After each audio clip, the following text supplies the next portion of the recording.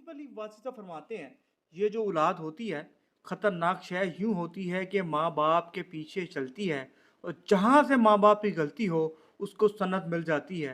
सनद समझते हैं ना, ऑथेंटिक बात मिल जाती है कि ये बाप की गलती है। बाप कहता है कि बेटा बाहर बता दो कि मैं घर पे नहीं हूँ, बच्चे को सनद मिल गई कि झूठ बोलना है जो है वो जायज़ है, क्योंकि इतने बड़े आबिद बाप ने भी झूठ बोल दिया। अब बच्चे से आपने पूछा कि शाम को किधर से आए, कहता है कि खाला जान के पास गया था। अब आप इसे कह नहीं सकते क्योंकि इसने आपसे सनद ली है।